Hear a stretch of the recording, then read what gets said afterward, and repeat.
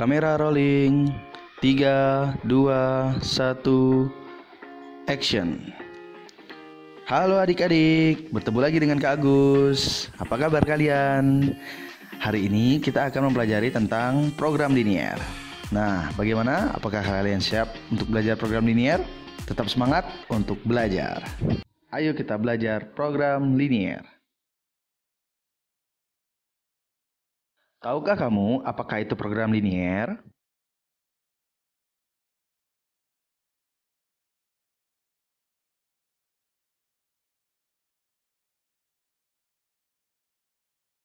Suatu program untuk menyelesaikan permasalahan yang batasan-batasannya berbentuk pertidaksamaan linier itu disebut dengan program linier.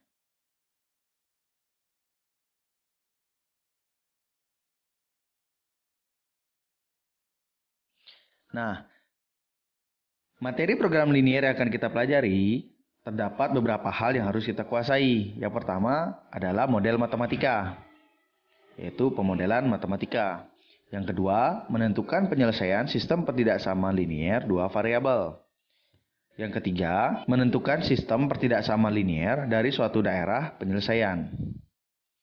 Dan yang keempat, menentukan nilai optimum, di mana ada nilai maksimum dan ada nilai minimum.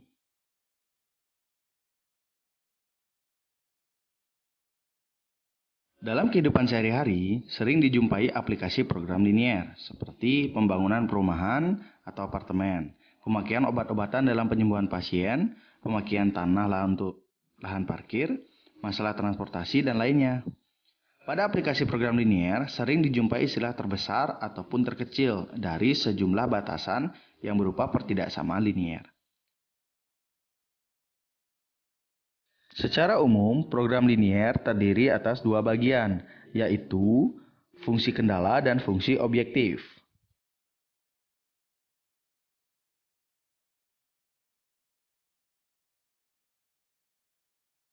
Fungsi kendala adalah batasan-batasan yang harus dipenuhi.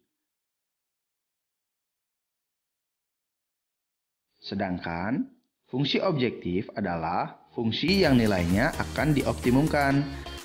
Dalam artian dimaksimumkan atau diminimumkan. Dalam program linier ini, batasan-batasan yang terdapat dalam masalah program linier diterjemahkan terlebih dahulu ke dalam bentuk perumusan matematika yang disebut model matematika.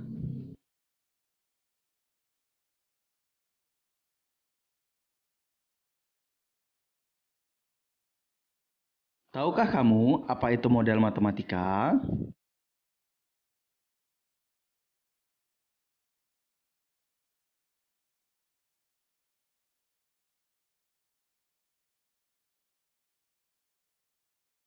Model matematika adalah suatu hasil interpretasi manusia dalam menerjemahkan atau merumuskan persoalan sehari-hari dalam bentuk matematika, sehingga persoalan itu dapat diselesaikan secara sistematis.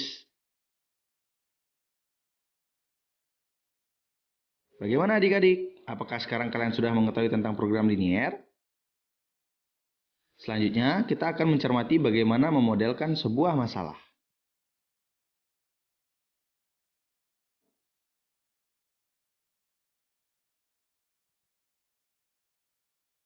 Ayo kita cermati contoh. Contoh yang pertama. Seorang pelamar di sebuah perusahaan dinyatakan diterima bekerja di perusahaan jika memenuhi syarat-syarat jumlah hasil tes potensi akademik dan tes psikologi tidak boleh kurang dari 14. Dan nilai masing-masing hasil tes tersebut tidak boleh kurang dari 6. Buatlah model matematika untuk permasalahan tersebut. Jawab. Pertama-tama kita lakukan pemisalan. Jadi kita misalkan nilai tes potensi akademik adalah X dan nilai tes potensi psikologi adalah Y.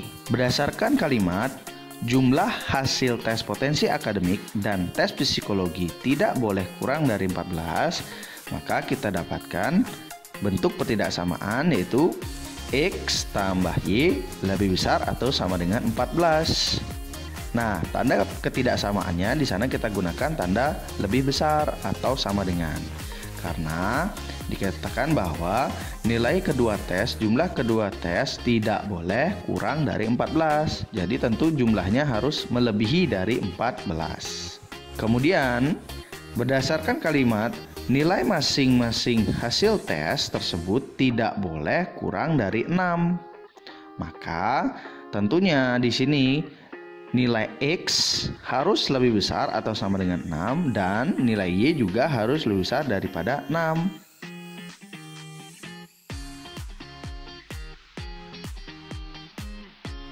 Nah, bentuk inilah yang kita sebut pemodelan matematika dari permasalahan tersebut di atas. Bagaimana adik-adik? Bisa kalian pahami? Agar lebih memahami, ayo kita lanjut ke contoh yang kedua. Di contoh yang kedua, seorang penjahit pakaian mempunyai persediaan kain polos 20 meter dan kain bergaris 45 meter.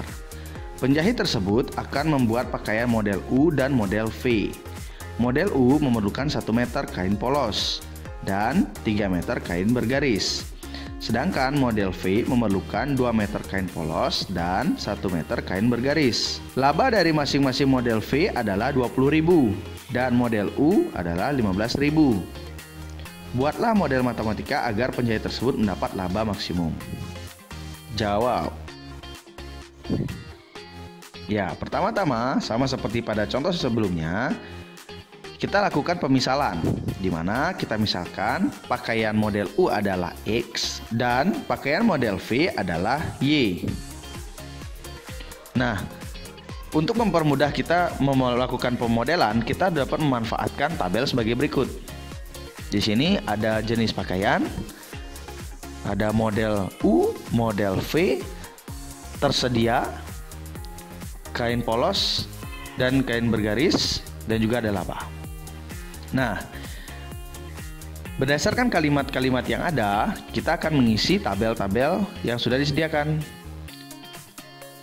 Berdasarkan kalimat, model U memerlukan 1 meter kain polos dan 3 meter kain bergaris, maka kita bisa isikan untuk di model U, kain polos 1 meter, kain bergaris 3 meter.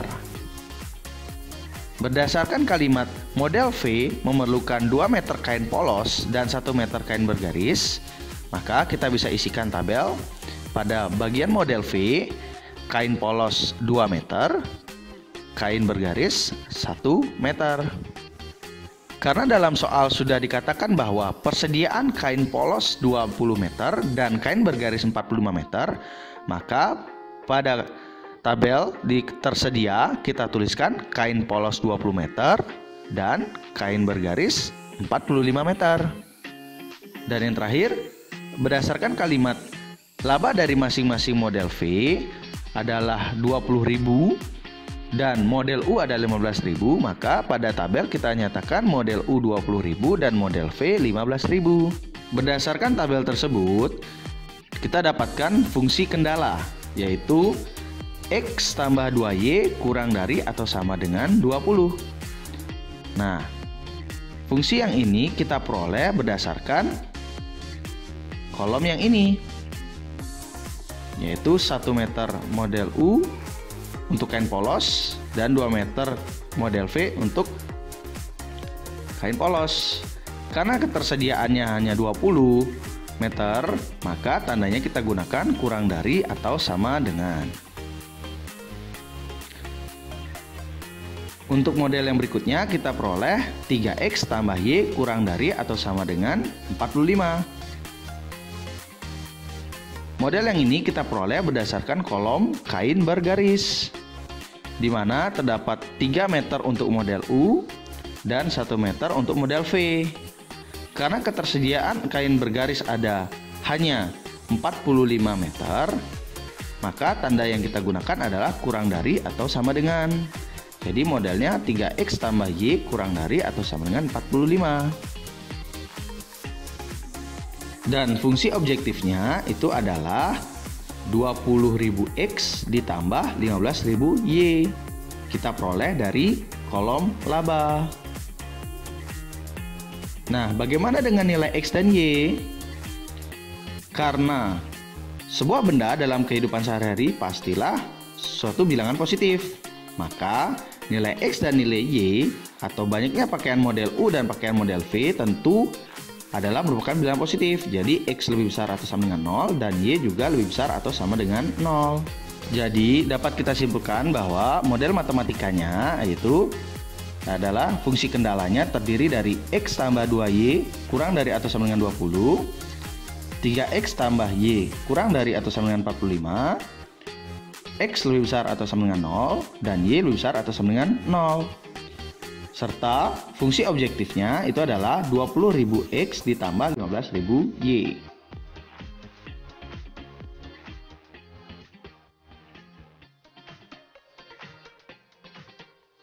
Bagaimana adik-adik? Kalian sudah mencermati penjelasan dari kakek dengan baik kan? Apakah kalian sudah dapat memahami pemodelan matematika? Nah, jika kalian masih belum paham, nanti kalian bisa putar ulang videonya lagi ya. Pada video berikutnya, kita akan mempelajari tentang penyelesaian sistem pertidaksamaan linier. Terima kasih. Sampai jumpa di video pembelajaran berikutnya.